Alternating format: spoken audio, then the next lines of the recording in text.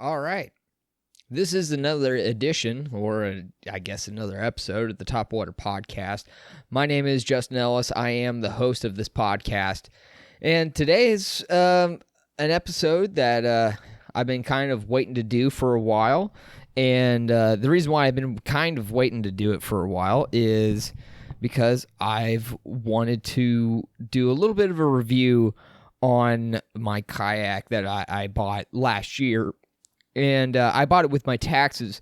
The thing is like, there's a couple of things that I'm actually kind of happy with, but there's a couple of things that I'm not, that I think I really probably should have spent some money in some different places. And the thing is and it's all just trial and error. I mean, that's really what it comes down to when it comes down to fishing. And that's what you really figure out about a lot of the outdoors is it's just you try things that you think that might just work, and sometimes they work, but sometimes they don't, and you just kind of roll with the punches and you just kind of learn as you go.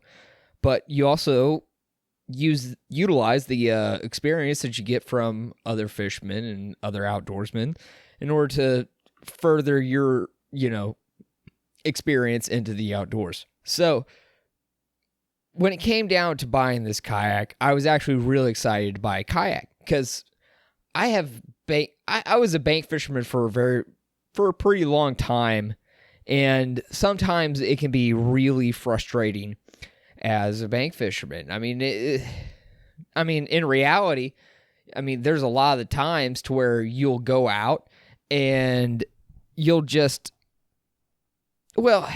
I don't want to say strike out necessarily, but one of the things is you'll go out there and the places that you're trying to get to, or the places that you're trying to cast to, or the places that you wish that you could actually, fish, you're not able to fish those areas. And the reason why you're not able to fish those areas is because you can't reach them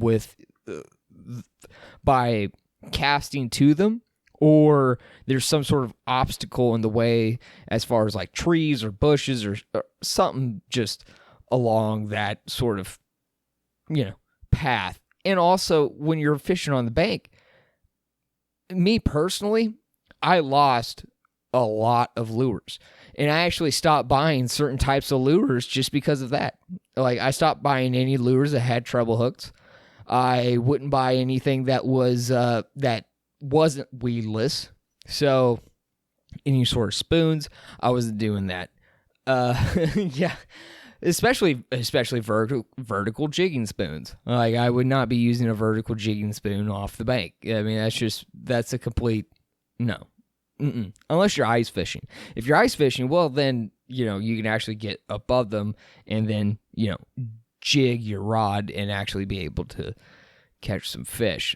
But what I would use a lot of the time was like creature baits, jigs. I would use spinner baits, underspins that were weedless. The owner beast, not the owner beast, the owner flashy swimmer. The beast hook, the owner beast hook is a swim bait hook, not a underspin hook. I don't know if it comes with an underspin. It may. I don't know. Maybe. You would have to really just kind of check that out. But really what it comes down to is, what I wanted to come to into this podcast is to talk about purchasing a kayak. And when you go to purchase a kayak, now, when I'm talking about this, I do want you guys to understand this, is that I am not sponsored by any of these guys. This is just all anecdotal evidence. Like, do not take me for my word. Do the research. Really take the time and make sure that you're putting your money where you really want it. Don't just put your money where I say to put it just because I say it. It's pretty foolish to do that, especially since this is like, I think the 12th edition. Yeah, this is the 12th episode, number 12. Hell yeah. This is a full season here. But yeah, so when it comes down to buying products and buying stuff, I want you to understand something is to always make sure that you're taking the time to do the research, and always make sure that you're trying to put your money in the best place possible, because fishing equipment and fishing stuff is very expensive, and it can get very expensive very quickly. So spending the money that if you're not going to buy, here's the thing. If you don't need a $2,000 kayak, don't buy a $2,000 kayak. Because if all you need is a little kayak to float down a creek, just for like 20 minutes, 30 minutes, or just to be out there for a little bit, you don't need to spend a bunch of money. Like, you don't need this really expensive setup if you're only going to touch water every couple of days or something like that, So don't worry about spending that sort of type of cash if you're not really going to be on the water. And that's the reason why I say really take the time. And really, I don't want to be like, you need to buy this brand with this stuff. What I really want to promote is the questions that you should be asking yourself. And I think that's a great place to start, is what are the questions that you should be asking yourself when it comes down to buying a kayak? And these are some of the questions that I came across that I really had to ask myself, and I really didn't know the answer. Because in reality, when I was first starting out, I really didn't know what to really expect when it came down to getting onto lakes and onto rivers, into creeks, and everything like that. So where I want to start is my purchase of my kayak. And when I bought my kayak, I was really looking for the best deal on a 12-foot kayak that was stable enough to where I could possibly stand up in. Now, the kayak that I bought was an Ascend 12T. And like I said before, I am not sponsored by Bass Pro. I'm not sponsored by any sort of company right now. And, that's okay. Maybe there's possibility for new things coming up, but for right now, there's just nothing. But that's fine. That gives me an honest place to start with my opinion. And that's what I want to have, is an honest opinion about these products. Because I don't think that there's so many people that are trying to push products onto you that what we need as fishermen, especially since there's a lot of stuff that are at this sort of beginning price, we need to let people know, hey, some stuff is garbage and some stuff isn't. Like, if you're going to move this way, well, think about it. Kind of like I was in there was a Pelican kayak. It was a sit on top, and it was like $350. Really, really cheap kayak. And I'm going to tell you, it's not the most comfortable thing in the world. It really isn't. It was 10 foot, really lightweight. I mean, when it comes to putting it on the car and taking it off the car, it was easy. It was a breeze. I could get that thing off the car. I could throw that thing in the water, throw the stuff in the back, and just be on my merry way. And it was really easy to be able to do that.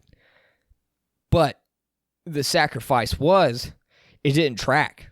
It didn't track worth. I mean, every time you push your paddle on one side, you immediately would start turning. I mean, I would say at least 5 to 10 degrees one way. So you would have to track back. So you constantly did this back and forth motion while you were paddling. And if you paddled against the wind, good luck. Just good luck trying to get through that wind. It wasn't meant for any sort of big lake, and you couldn't stand up on it either. I tried standing up on this thing, and you could get to a half squat position, and and it would teeter back and forth, back and forth, back and forth, back and forth. You know. Whereas the ascent that oh, buddy. Ha ha. Did you love that? Just knocking that mic out of the way. The Ascent 12T. Boom. Just putting it down. But yeah. So the Ascent that I bought, my initial thought when I got it was, this is great. This is much better than the kayak that I originally had tried out. And that was pretty cool. It was pretty cool to be able to try out a pretty much a POS kayak. Like, I mean, the only thing that I would literally use this for is a spare, or maybe possibly, you know, like a small creek. If it was a small creek and I didn't have much tackle and I knew I wasn't going to have to stand up, yeah, I'd probably bring it with me. If I knew I was going to possibly like bang it off some rocks and stuff like that, and this thing's going to get messed up, I might have to portage through some stuff, I'll have to drag this over some rocks. Yeah, I'll take this thing. I don't mind getting it messed up. It's only $350. Screw it. That would be that type of kayak. It's that throw it in the back of the truck, do what you want. It's cheap. Don't worry about taking care of it. But the advantage of having something that you don't really have to worry about taking care of it, you can put yourself into some pretty cool places. Like, you can go kayaking on maybe some waters that have some really shallow spots to where, I don't know, maybe some like really small creeks. Like, that's where that sort of kayak would be. I'm talking like a 10-foot small kayak. And I think I need to like maybe just slow down for a second and maybe just kind of like illustrate what I'm talking about, because there's some, like I said, you know, I keep alluding to there's these questions and right now I'm rambling, and I'm rambling on because I want to explain, like, I want to give a little bit of backstory to where my experience with kayaks. And, you know, I think that is important, but also at the same time, I do think I do ramble on a little bit, and that just kind of happens. So, I think the first question you need to ask yourself when it comes down to buying a kayak is, what type of body of water am I going to be fishing on a regular basis? And I think that's a very, very important question to ask yourself, because if it varies, there's different kayaks for different bodies of water, because you wouldn't want to buy a ocean kayak to float down a small creek. Vice versa, you wouldn't buy a kayak that would be maneuverable enough in order to be able to get through a small creek. You wouldn't want to take that kayak and try to fish in the ocean or try to maneuver yourself in the ocean. It's just, you're going to have a bad day either way, you know? So you really need to ask yourself that. What type of body of water am I going to be fishing on a regular basis? And a lot of that has to do with depth and depth changes, and also current and wind. So those are some very, very big things to really ask yourself. Because if you're going to be fishing creeks and river systems to where you're going to put in at a certain point, and then you're going to float down to another point and get out, and then, you know, just taxi yourself back to the original, you know, into the put-in point to where you actually launched, then you're going to want something possibly smaller, lightweight, maneuverable. You may not necessarily need something that you can stand up in. So the type of kayak that you would need would be a little bit different. Now, I would suggest to get something that you can stand up in. Now, the reason why I do that is because you can change your vantage point. You don't necessarily need that per se, but I do think that especially in these creeks, and because most of these creeks and most of these smaller bodies of water tend to be a little bit clearer, especially like creeks and small rivers and stuff like that, tend to have a little bit more of a clarity. And when you have water, when your water is clear, it's good to be able to get that vantage point in order to be able to see in order to be able to sight fish. So that's, I think it's best to go with a certain type of hole. And the certain type of hole that I think is best, because, all right, here is what is probably the most typical hole design you'll see, which is your regular run-of-the-mill. I mean, this is some high class, definitely some high class. Oh man, I love this mic. I love this mic stand. But yeah, so that U-shaped hole, that's a lot of your kayaks. That's a lot of your sit-in kayaks. It's a lot of your lower end kayaks. It's a lot of your creek kayaks, kayaks that don't have any sort of they're not fishing kayaks. They're actually like river kayaks, and they're actually kayaks meant to traverse through rapids. And the reason why you would have that sort of hull design is because this hull design is more aerodynamic. So you actually are able to move faster through the water with that. But your center of gravity has to be lower to the kayak. So you're not able to stand up. Because if you stand up, all of a sudden your center of gravity is way off and you have a lot of tipping. Also, these kayaks have a tendency to tip. They just kind of happen. But they're also very, very maneuverable. So that means to where you come up into a rapid and all of a sudden you need to make a 90-degree turn, while you have a whole bunch of rushing water pushing you downstream, you're able to do that. Because you can turn on a dime in these smaller kayaks that are designed for creeks and rivers and rapids and that sort of thing. But they're not really meant for fishing. You can, and some of them have like storage to where you could take a fishing rod with you and some fishing equipment. But the majority of that sort of hull design isn't going to be meant for fishing. And like I said, the reason for that is more because that kayak is more designed for maneuverability through rapids. It's not necessarily meant for stability. It's meant for speed, and it's meant for maneuverability. It's meant for performance. So the kayak itself performs better if you're still following along with me.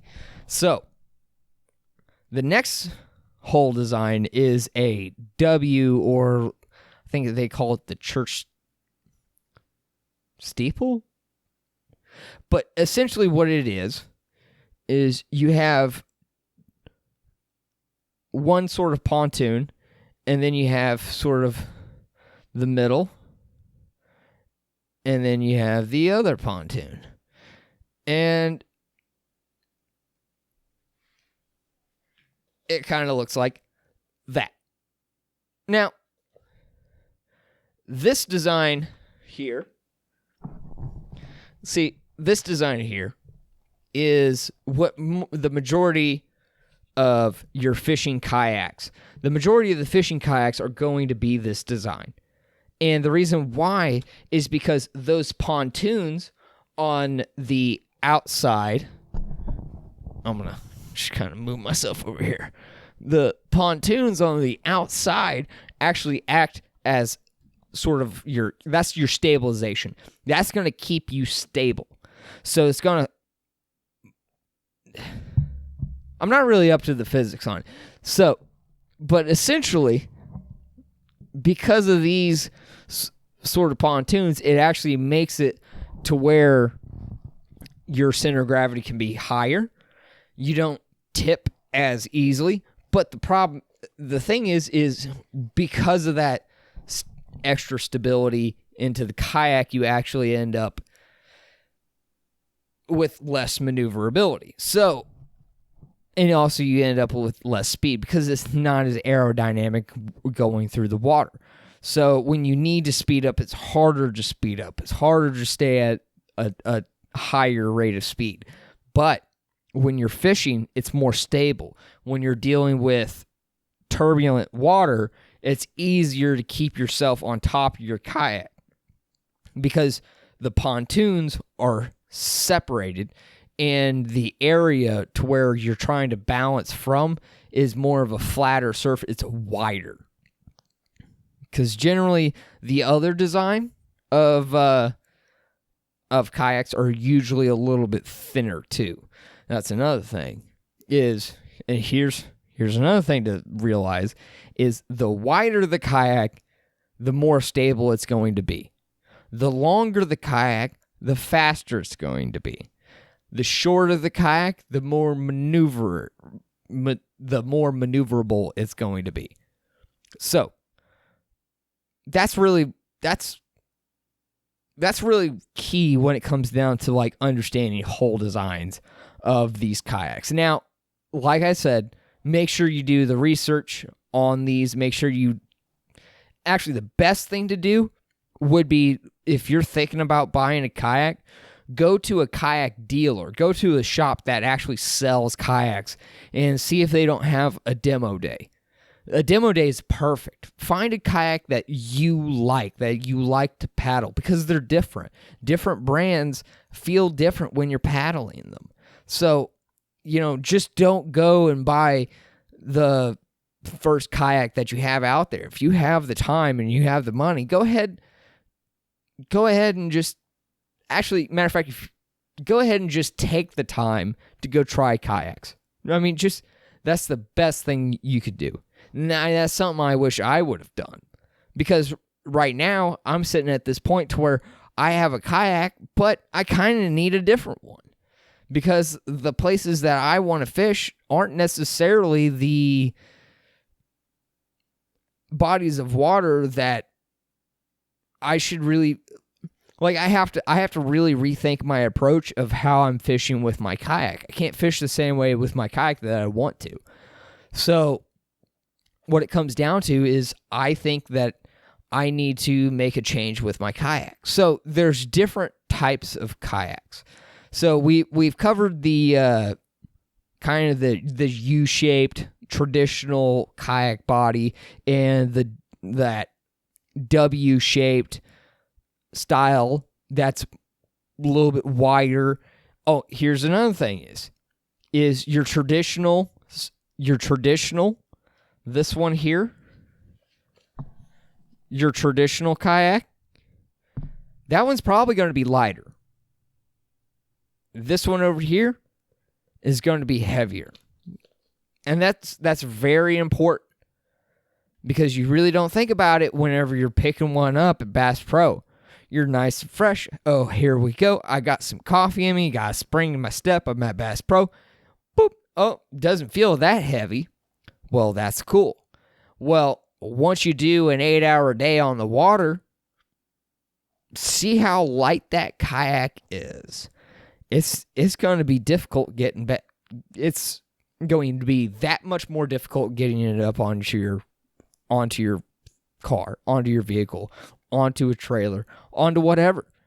So make sure you understand that when it comes down to actually buying a kayak, that you're buying a kayak kind of within, I don't want to say within your range of like mobility or your range of strength, but when you're buying a kayak, when you pick it up, don't just think that when you pick it up that it's going to feel like that because it's going to feel like that when you put it on your car the first time.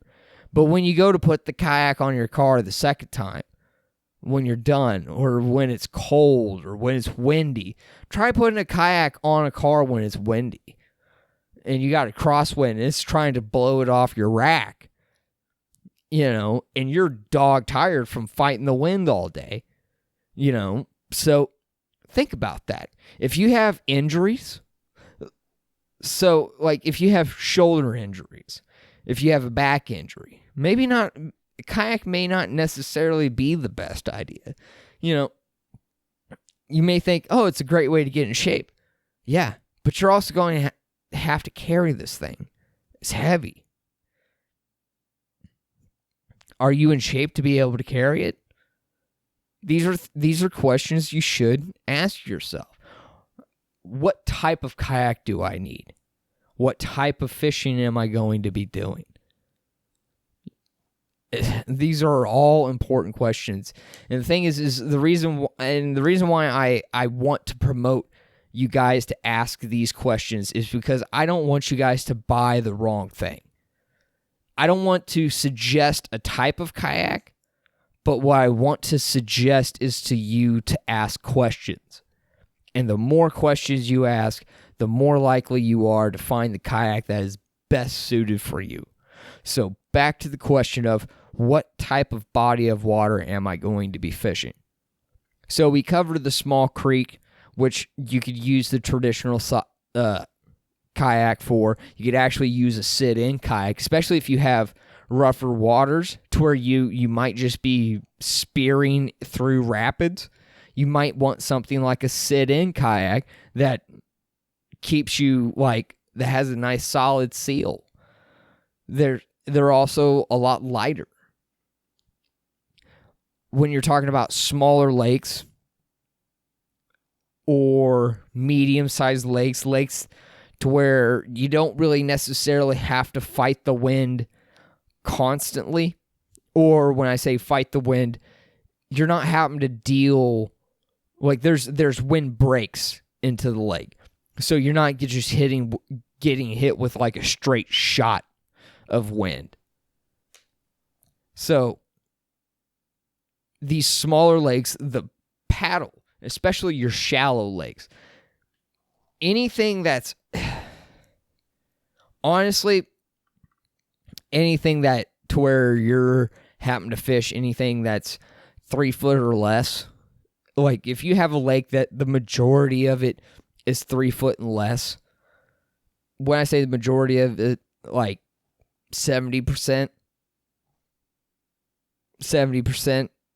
50 to 70% of your lake is 3 foot and less, you really don't need a pedal drive kayak. It's going to be so shallow that you're probably going to be running. You might end up hitting something, or you might end up hitting some sort of log or getting it tangled into grass, because the majority of those really shallow lakes tend to have a lot of grass in them. And if you know you're going to be fishing lakes that have a ton of grass in them, you don't necessarily need a pedal drive kayak. So you don't need to spend $1,500 on a kayak that you're just going to have to pull the prop up and paddle anyways. So that's something to really kind of think about. Is the lake that I'm fishing very shallow? Is there a lot of grass in my lake? Grass is a very big thing. Is there a lot of vegetation? Is all this stuff going to get caught into my prop? Am I just going to have to pull this thing up and just paddle anyways? And if that's going to be the case, you might as well get a paddle kayak. Now, remember, this is on the body of water, or the bodies of waters, the multiple bodies of water that you will fish on a regular basis. So your weekend lake, your, go-to spots, your go-to thing. When the weekend comes up, this is the place that you're probably going to go. You may go somewhere else, but this is your home lake. Base that off of what you're going to be doing, because the majority of your fishing is going to be there. And one of the things is when you're in a kayak, you don't want to have to focus on the kayak while you're fishing. Because if you're focusing on the kayak while you're fishing, you're not fishing. See what I'm saying? There's kind of a series of like logic points to this. So, I mentioned earlier the pedal drive kayak. Now, the pedal drive kayak is probably the most expensive out of the 3 different versions of kayak. Now, the pedal drive kayak will have that original W-shaped hole, that the pontoon sort of hole for kayaks. Now, that type of kayak is much better for larger lakes, or lakes to where there's not a lot of vegetation, or to where the reason why it's good for that is because you can cover water, and as you're covering water, you can fish. And as you're fighting the wind and covering water, you can still fish. So you can multitask. So as your legs and every once in a while the little adjustment of the rotor, which is usually some sort of like handle. Like I'm using the Sharpie as like a sort of, it's not a metaphor, but sort of like an interpretation or whatever the fuck it is. I don't know. But you'll use that handle in order to turn the rudder in order to be able to keep yourself straight, in order to keep yourself going the way you want to go. So you have that going for you. The next thing is it's good because you can cover lots of water. You can also cover a lot of, like, if you need to travel, I think it's better for that. Because me personally, I find that my legs will tire out a lot slower than my arms. My arms, I can burn my arms out not pretty quick, but I can burn my arms out. Over a course of a day, I can really burn my arms out. But I know that in a pedal drive kayak, I could probably sit there and pedal all day and just be fine with it. But here's another thing. Let's go back to the weight issue of the kayaks. So, as we were talking, the original kayak, we're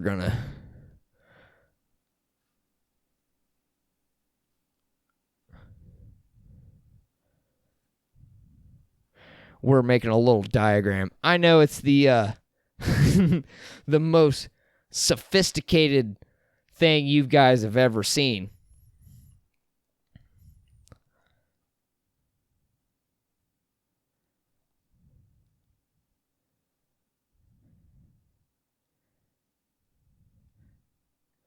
All right. So, essentially, your lightest is right here, your original classic. Your probably medium weight is the paddle, probably the sit-on. Usually it's a sit-on-top kayak, which that's probably going to be your sort of medium weight, is going to be that. Now, this sort of style of hull also comes in sit on top, not only sit in, but sit on top. So this sort of style hull, if it's a sit in, that's going to be your lightest weight kayak. The sit on top is going to be a little bit heavier, but it's probably going to be not as heavy as this one over here. Because this one over here is meant for stabilization, it's also meant for carrying capacity. So you're going to end up having more plastic, more stuff to keep everything rigid and stable, so that way it's not flexing on you when you don't want it to. Now, your pedal drive kayak is going to be the heaviest out of all of the three. Not only do you have the components for your pedal drive, but you're going to have components for your rudder. You're going to have other things, storage capacity, everything that goes along with this kayak up here, but plus everything that goes along with the pedal drive. So the pedal drive kayak is going to be the heaviest. So when it comes down to pulling a kayak off your car, obviously the pedal drive kayak is going to be the hardest one to pull off your car or pull off your, either off the roof or off the trailer, whatever you're going to be doing. Now, you could put wheels onto that, which will really help out because the wheels can actually absorb a lot of the weight as you're pulling it down and kind of add like a fulcrum point at the bottom to really kind of help you out. But still, you would have to lift it up in order to put it up onto the car, which takes a lot of effort. And also, if you're someone who's not used to lifting stuff, it's hard to do. So, those are all questions that you need to ask. What type of body of water are you fishing? What type of weight of kayak are you comfortable with carrying? Think about it. How much gear are you going to be taking? Because if you're only fishing smaller creeks, you're probably not going to be bringing a whole bunch of gear, so you don't necessarily need a bunch of carrying capacity. If you're bass fishing, you kind of have a lot of gear to bring with you. I mean, you could always minimize that down and really just figure out what baits you are going to bring and bring only those baits and fish only those baits, which it's a really good challenge as an angler, but you don't necessarily get the variety that you may necessarily want to have, especially if you're fishing in a new body of water. You don't necessarily know what they're going to be biting on, what type of color, what specific thing. Yeah, there's going to be general patterns, and there's going to be general patterns that you could run, but the specific color that's going to work the best, you really don't know, and you just kind of have to work your way through it and try everything out. So you have to figure that out. How much of a carrying capacity do you have? Are you bringing lunch and dinner, and are you bringing a whole bunch of water, or are you bringing everything that you need for a day or two? That's really something that you really kind of need to ask yourself. Are you going to be doing overnight camping trips? These are all factors that you kind of have to ask yourself when it comes down to buying a kayak. Because if you buy a lightweight kayak that has a low carrying capacity that only can really carry you and maybe some equipment and that's it, well, you're not going to be able to pack for a week on that kayak, and good luck sticking it on a raft behind you. I mean, I would hate to see your whole camping setup just wash away down the river once you dump over on one of the rapids. I mean, it wouldn't be good. So that's something really to think about. What type of equipment and everything else that you're carrying, because that's going to factor into the carrying capacity. So just keep all that stuff in mind, and especially what type of year are you fishing in? Yeah, I'm fishing in the monkey type of year. Yeah. I only fish in the snakes the best. But, no, what time of year you're going to be fishing in. Because the time of the year, if you're fishing in wintertime, you're obviously going to have to pack more. Even if it's just a day on the water, you're still going to have to pack an extra, pair of clothes. And if you're not packing an extra pair of clothes, you're actually running the risk of getting hypothermia if you dump over. Especially if you're fishing in a large body of water to where maybe you don't necessarily have access to your car to be able to start it and warm it up and be able to warm yourself up. So there's a lot of things that you really have to ask yourself when it comes down to making this sort of purchase. And I just want you guys to keep asking yourselves these questions. And but I think the next thing I really kind of want to bring myself to is when you're buying a kayak, understand it like this. You should... actually, I forgot one other question you should ask yourself. What type of injuries have you accrued over the years? Because if you have some sort of like knees and hip sort of injuries to where pedaling something or pushing off with your legs is hard to do, a pedal drive kayak may not be good for you. If you have shoulder issues, upper back issues, neck issues, stuff to where rowing or paddling or pulling it or pushing in sort of an not kind of an odd angle, if that is really painful for you, you may not necessarily want a paddle kayak. You may want to go with the pedal. So, that's another really big question to ask. But also at the same time, your paddle kayaks are going to be a little bit cheaper than your pedal drive kayaks, because the pedal drive kayaks, or I don't think I've seen one under $1,400. I don't think I have. At least one that's a straight up pedal drive kayak.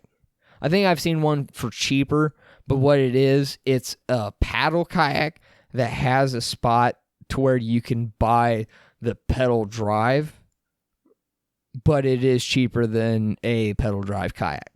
But I don't think it comes with the pedal drive. I don't think it does. I'm not sure of the company.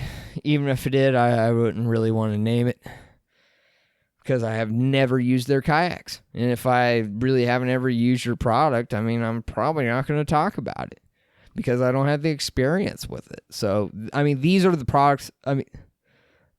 Even though I am talking about pedal drive kayaks and stuff like that, just understand when I'm talking about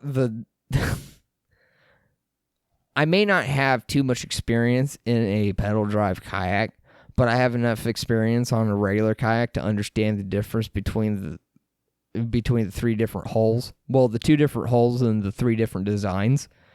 And I've done enough research to understand that which one is best suited in a certain area. So, that also being said, I'm also not an expert, and you should probably just do your research as much as I have too. So that way, whenever you go, you're probably not too far off from the truth, I'll sit there and go, I was thinking the same. So the next thing that I do want to talk about is the paddle. The paddle. Now, the reason why I want to talk about the paddle is because I bought myself like an $80 paddle. And I heard that you should spend more on your paddle than what you think, that you should probably buy the best paddle that you could possibly get, because it's going to be worth it. And just like everything else, when you spend the money, when you spend money, you are going to pay for what you get. You are going to get what you pay for. So when it comes down to buying a paddle, I should have bought a more expensive paddle than what I got. The one that I got isn't bad, but it isn't great. And I wish I would have spent an extra $100 onto a paddle, at least an extra $100. I think I spent $80. If I would have spent $180 or like $200 on a paddle, I think I'd have been fine with it. But I didn't spend that amount of money. And I kind of regret it a little bit. But I've also really used my paddle. The thing is like the little centerpiece that hooks the things together is kind of coming. It's not exactly glued in properly. I think I'm going to have to epoxy that thing in there. So, there's going to be a little bit of fixing to do. I just wish I would have spent extra money on that. And the one thing I wish I wouldn't have spent money on is the fish finder that I bought. Because I bought the Humminbird Piranha Max 4. Not the down imaging. I didn't buy the down imaging. I should have bought that. If I would have bought the down imaging, I probably would have been fine with it. But I still think the better way to have gone would be something like the deeper. The problem that I feel like the problem is when you're in a kayak, you don't want to spend time paddling around to find fish on your fish finder. You want to stop. You don't want to, because see, the thing is in order for you to stop and actually fish a spot, you actually have to drop an anchor. Now, think about it like this. When you drop an anchor, you're going to spook fish.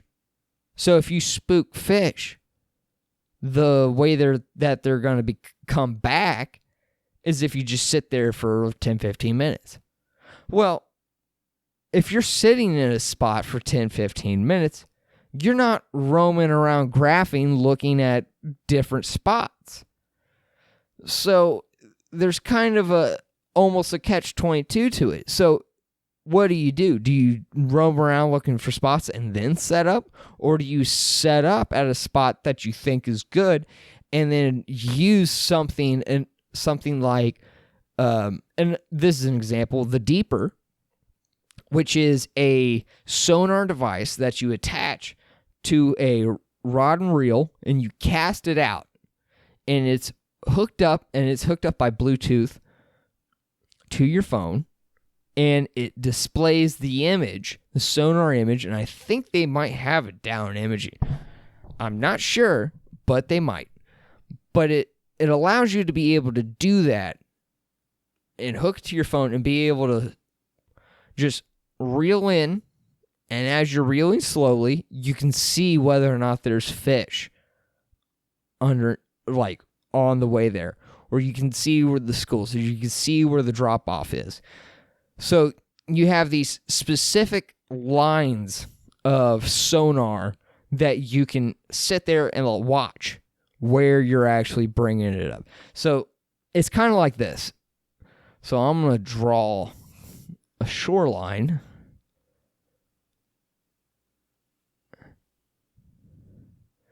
And I'm going to put a little kayak dude. So boop, boop, there's a kayak dude. All right. So, let's say you pull up to a point, and that's your point.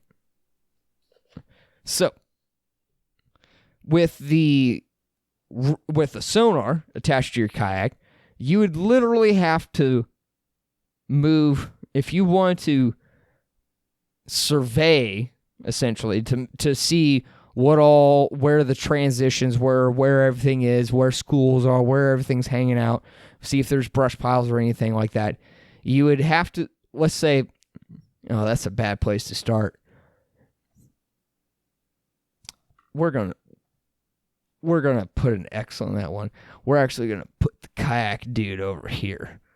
So, I actually put the kayak dude over there now. The reason why I put them over there is because most likely you're going to be working your way down the bank. So let's say you're in your kayak and you want to survey the area. So what you're going to end up doing is you'll make one pass. You'll make two pass. So there's one pass and two pass. And you just end up working your way around that. You would do it at increments, and you would see where the depth changed is. And if it all of a sudden went from 5-6 feet to 20 feet, all of a sudden, if you're sitting, and you're 5 feet off, then you can kind of just assume that there's a ledge there. Well, that's all gravy and dandy and everything like that if you have something called a motor, but we don't have motors. We have paddles. So what ends up happening is you paddle, And you go, okay, that's cool. So then you turn around and you do it again. And then you turn back around and you do it again. You turn back around and you do it again. So you end up spending a whole bunch of time just paddling around, just looking at depth change. Whereas with something like the deeper or something like that, so we are now here. What you can do is you can cast out.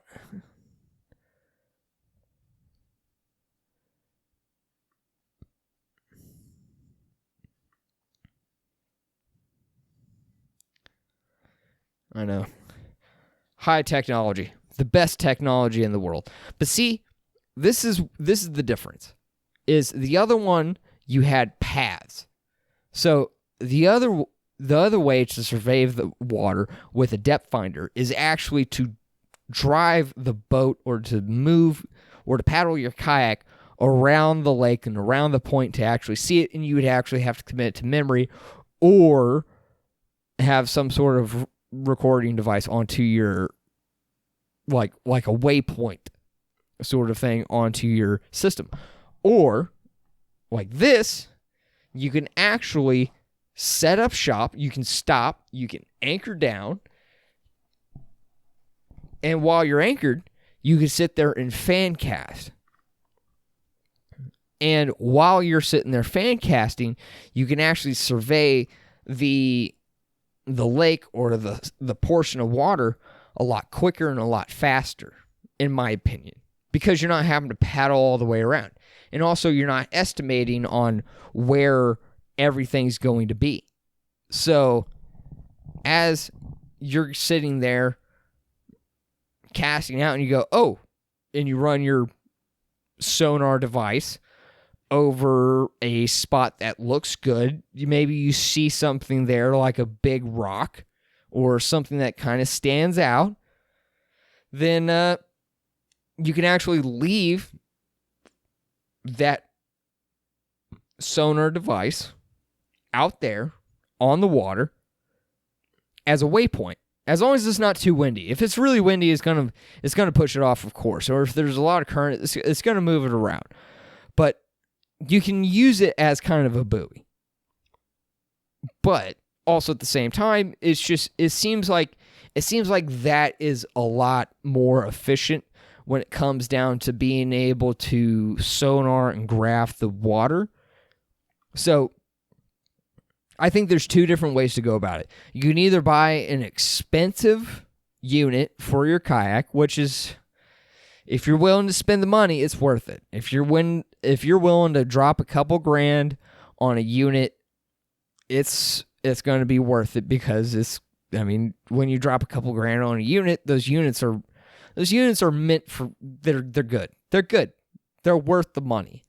But I think at this point, when you're talking about spending a lot less money than that, I think something like deeper or something like some sort of sonar device that you can attach to your reel and rod, not just reel, but you can attach to, you can tie it onto your rod and you can cast it out and you can reel that dude back in and look at your phone and see the sonar down imaging and, that sort of thing onto your phone.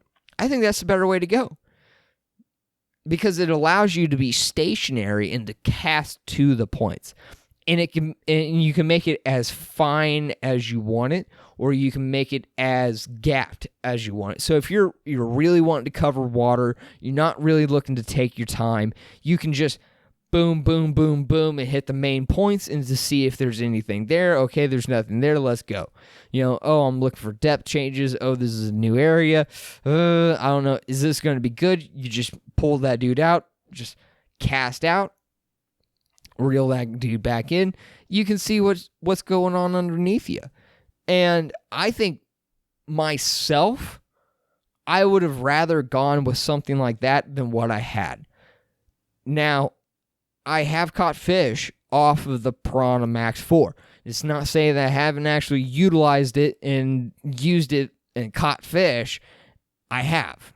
So it's not saying that you can't use a system like the Piranha Max 4 that is just a complete 2D sonar and be able to catch fish, because you can.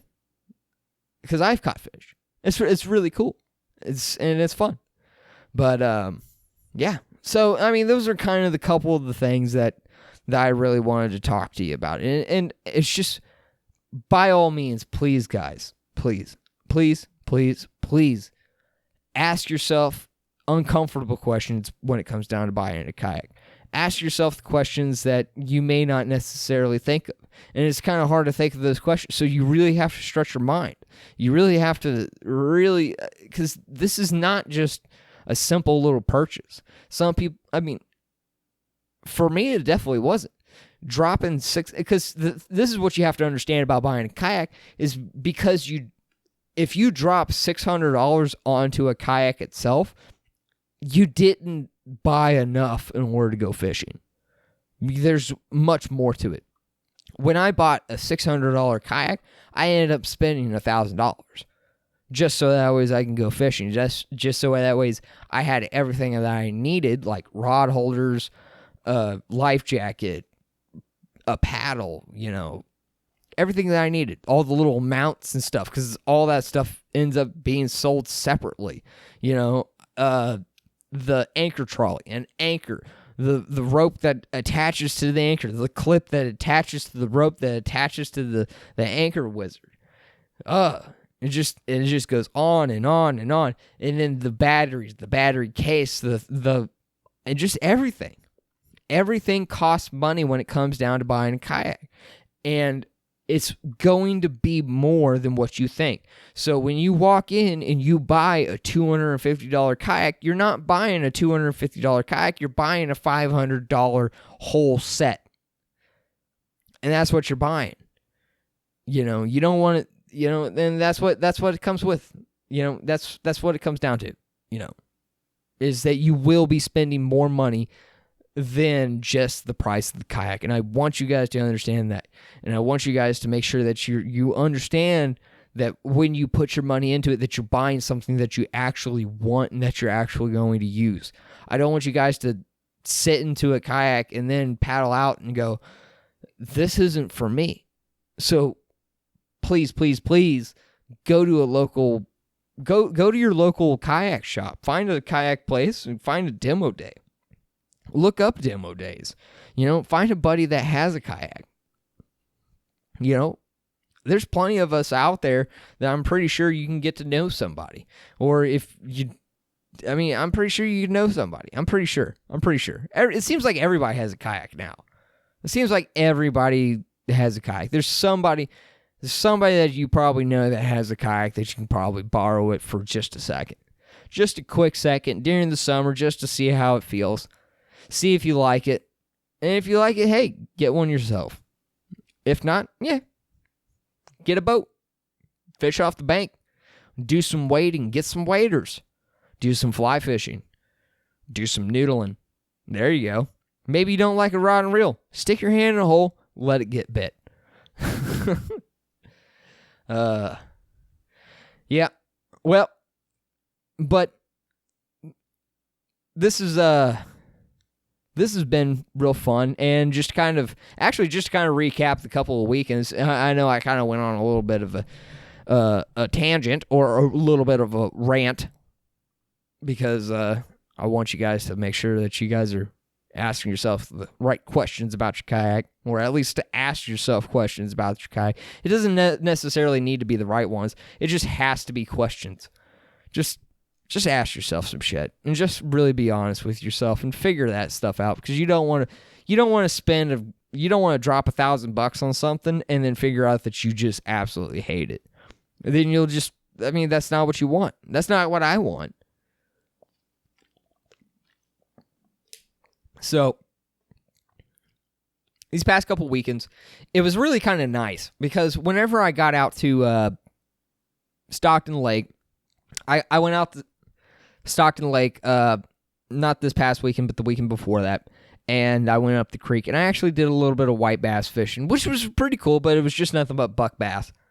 I mean, don't get me wrong, it was fun. I had a blast, and I ended up going out there the next day catching one, and it was just a shit show after that, just because of the fact that it was so windy. It was hard to control my kayak.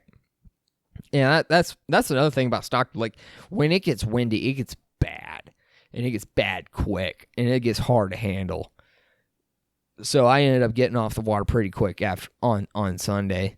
I just kind of realized I got to a spot to where it wasn't so windy, and I just wasn't doing any good. And so I went back to the spot to where it was windy, and I was just having too tough of a time, and I was just like, screw it, pull the ripcord, we're done. So, I mean, it was pretty cool to just get back into they just fight so hard. They're just so fun to fish for, you know. Out of anything, it's like, if you want to get a person into fishing, you take them white bass fishing during the spawn. Whew. It's some fun stuff. You're talking about hard fighting fish. But the next weekend, I actually went out to Springfield Lake and did some fishing around there. And I finally caught a bass on my mega bass jerkbait, the Vision 110. And the thing is on Saturday, I had fished all day, and I was trying to conserve my batteries on my camera. And I tried, and eventually they just shat out. Not 5 minutes later, I hook into a bass. just not even. It was like I think I made one cast.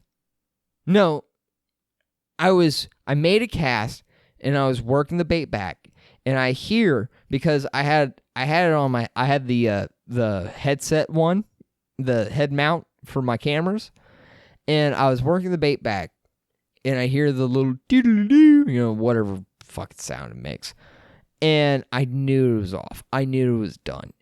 And I was like, oh, great. All right, whatever. I'm just going to make a few more casts, and I'm just going to head home, because I'd been fishing for, most of that afternoon anyways. I was like, all right, well, I'm just going to cast out one more time, a couple more times, maybe work my way down this, like, creek edge, that's right next to this flat. And I cast out, and I'm working it back, and then boom, there's the bass. Why could you have not bit that lure just 5 minutes ago? 5 minutes ago, you would have been on film, but you weren't. And I just... The funny thing is I still had the camera on my head while I'm taking a selfie, like I'm some sort of moron. But, great. I'm glad that one's out there. I'm glad that... but, that's just kind of part of it, because it's like, sometimes your batteries die. And sometimes you catch a fish right after your batteries die. But I was able to go out Sunday and actually get a couple of bass onto camera. One of the bass that I hooked into, I thought I hooked into a giant. I mean, I really did. Because I was sitting there twitching it, and I was working it off of this down tree that's right next to the creek channel. And so I'm working it, and it just seems like I'm getting into open water to where it's like, I could probably reel it back. But I was like, you know what? Let me just go ahead and just work it back to the boat. Because I had been like working it away from cover, and then as soon as it was away from cover, I just kind of was like, I'll just go ahead and just reel this in. And so this time I was like, I'm just gonna twitch it all the way back to the boat. And I was doing that, and it seemed like I was getting pretty close to the boat. And I popped it twice. I did the pop, and I wait for about 5 seconds. I was like, 1, 2, 3, 4, 5. And I popped again, and I just felt heavy. It just felt way heavier than what it was before. And then when I leaned into it, sure enough, there was a bass. Well, Sure enough, there was a fish on there. And then it started digging, and it just started digging down. And I'm like, oh, this has got to be a catfish. I was like, it might not be a catfish. It might be a big bass. I was like, this feels big. It feels legitimately huge, because I couldn't turn it. And then I would start trying to reel it in. And then when I tried to reel it in, it would just kind of lock out the reel and then jerk, and then pull some more drag out. And I'm like, okay, well, I kind of reel it in a little bit more.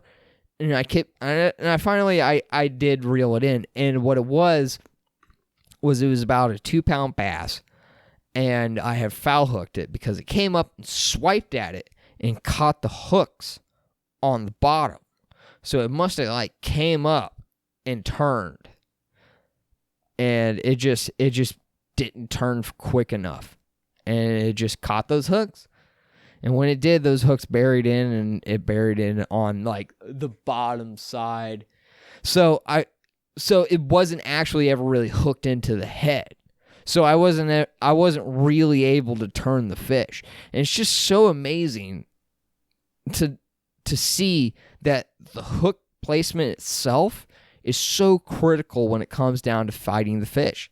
That if you actually have the hook in the mouth, that it's actually much easier to fight the fish than if you had it hooked into the body. Because if it's hooked into the body, you can't turn it. It doesn't turn its head. So it can still get that angle in order to be able to swim away from you. And it sure did give me a pretty good fight. I thought I had a big bass on there, and it ended up being a little bit smaller of a guy. But either way, it was a good bass nonetheless, and then I caught a little bit smaller one, and that dude hit it like a freight train. He hit it like he hadn't seen a shad in months. And I mean, it was one of those things to where he hit it and knocked slack into my line, and then just came straight at the boat. And I was just reeling as fast as I could. I was just I tried to keep up with that dude. Luckily, there's sharp hooks on that mega bass. I mean, as soon as those hooks get dull, I'm gonna have to change them out, because if I don't change them out, it's gonna be terrible. I'm not gonna hook fish, or I'm at least gonna be losing fish. That's for sure. All right. Well, you know what? This is the end of the podcast. I have been going on. I've been written on, and I've been raging about you guys asking yourselves questions when it comes down to buying your kayak. Please, guys, gals, everybody out there, ask yourself the important questions. What are you going to be fishing? What bodies of water? What type of conditions are you regularly going to be fishing? Are there going to be vegetation? Is it going to be a high current sort of scenario? All these things are going to play into the type of kayak that you are going to get. And I didn't even touch on ocean kayaks. And that's a whole category in itself. I don't even know about that. So, I mean, you're going to have to you're going to have to defer to an expert about either one of them, but I have no idea about ocean kayaks. That's for sure. So, please, guys, ask yourself the questions that you need to ask yourselves. Please do that. Take the time to really research what you should be fishing off of, and what is going to be comfortable for you. What can you stand up in? What is going to be stable enough for you? Because something that's stable enough for me may not be stable enough for you. I'm only 5'8" and 150 pounds. If you're 6'3", 260, 265, the stability of a kayak is going to be much different for you as it is for me. The amount of equipment that you can bring is going to be different for you than it is for me. So make sure you're asking yourself these things. How long are you going to be on a kayak? All these things are important. All these things are factors. All these things, it's something that is going to come into the decision making of a kayak. unless you just want to go out there and buy it at a whim. And if you just want to buy things on a whim, well, that's on you and good luck. But I've had fun making this podcast, and hopefully we can do some more sort of review sort of styles of equipment. The thing is like, I don't like to put out too many reviews unless I've really used the product and really believe in the product. That's really what it comes down to, is I'm going to put out my genuine opinion of it. And my genuine opinion is important to me, at least. It's important to me that I am genuine with that opinion. And I want you guys to... It's just, I just don't want to be dishonest to you guys. It's just, there's no point. What's the point? There's going to be hours upon hours upon hours of content for you guys to be able to draw from, be like, he's lying here, he's not being here, or he's being, look at that corporate shill, But, yeah. So I'm going to try to be honest with you guys, and I'm going to try to give you guys my honest opinion and my genuine opinion. I want you guys to have my genuine opinion. Not just honest, but genuine. Honest and genuine. Can you have an honest opinion that isn't genuine? I don't know. No, I think you can have an honest opinion that isn't genuine. You can have an opinion that isn't I mean, I guess you can. Huh. Things you think of at the end of the show. But, yes.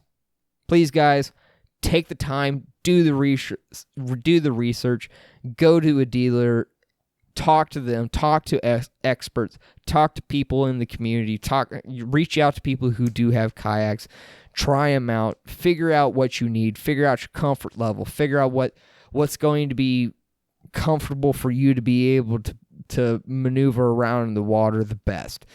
Find out what fishing platform is going to be the best for you specifically, and the best for you on your specific type of waters that you are going to be fishing. These are all factors that are going to play into this, because what's good for one person is not going to be good for another.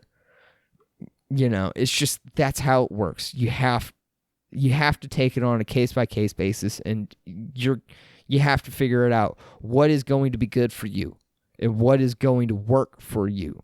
So constantly ask yourself questions. Constantly just take the time and do the research. That's. I know I keep stressing about it and I keep harping on it, but that's really what it is. But now that I'll gladly hop off my soapbox and start to tell you guys that I've had a fun time doing this, and I'm just going to try to keep doing this as much as possible, and I'm just going to try to stay consistent with this. And we're walking into the pre-spawn here in Springfield. Yeah, it's right around the corner. I think we're sitting around 47 degree water temps. Yeah, 47 degree water temps. Yeah. We're ready to go here in Springfield as far as pre-spawn. I know the buck bass has been moving up. The bucks have been moving up. As Chase would say, Chase with a big head. I mean, he's got a 10-gallon dome. That dude has a big dome. He can fill a hat. He could. Don't get in his You do not want to pull guard on him. He will put that dome on you and you will never get up. You will be stuck. Good luck. I don't even think the mountain could move that dome. He has a huge one. You know who I'm talking about. Chase.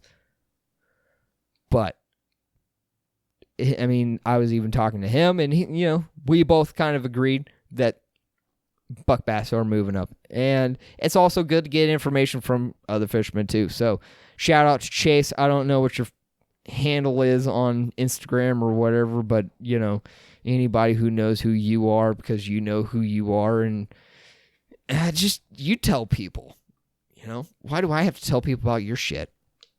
But I like to give him a hard time. He's a young kid. He needs a little hard time. He needs a little bit of nudging and pushing, but he's a good kid. But yeah. So it's right around the corner. It's there. It's about spawn. It's about time. I've been practicing with the jerkbait, and I'm ready. And I hope you guys are ready. And you know what? I'll probably be sitting down and maybe going over the different tackle that I'll be using during the spawn and during the pre-spawn and possibly during the post-spawn. I mean, we'll probably just do this by like podcast to podcast basis on the different lures, the different gear, that sort of thing. And yeah. And we'll just go from there. Why have any structure to this shit? That's what I'm saying. And I have had so much fun doing this, and I'm glad I got down here. Well, I'm glad I got down here to my living room. Whew, it was a commute from my bedroom. The traffic was terrible. But yeah. I'm glad I sat down and did this and knocked this dude out, and I had fun doing it. I had fun explaining it, and hopefully that there's some information that you guys can take. Hopefully that this wasn't just complete nonsense, because it kind of probably was.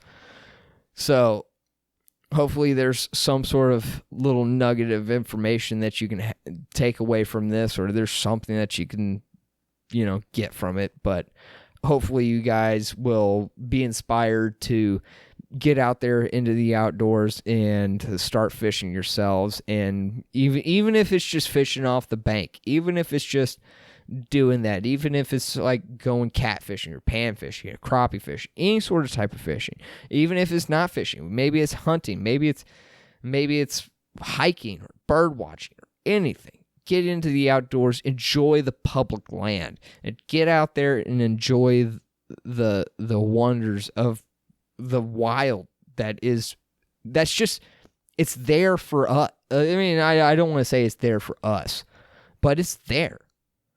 It's there, and we can get out there and we can experience it. And I hope you guys get inspired to get out there and experience it the way I've been inspired to get out there.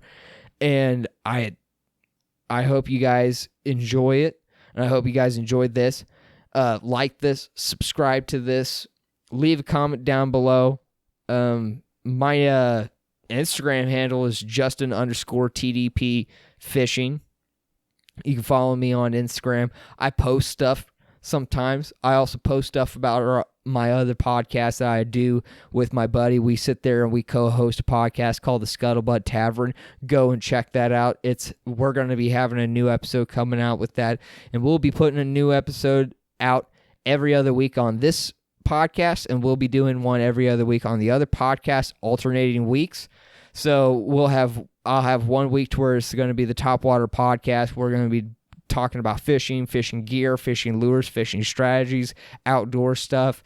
We're going to be talking fishing stories, and we're going to be having some fun, throwing in some clips. And you also have the Scuttlebutt Tavern podcast, where we just sit down, have a couple drinks, and talk about whatever, usually video games, fights, and we also kind of have some inappropriate humor. So if you are into inappropriate humor and inappropriate stuff, go check out the Scuttlebutt Tavern podcast. So thank you guys. You guys have been wonderful, and I hope you guys have a wonderful evening, and I hope you guys get out there and enjoy the outdoors and get after it, and I will see you guys on the water. Thank you.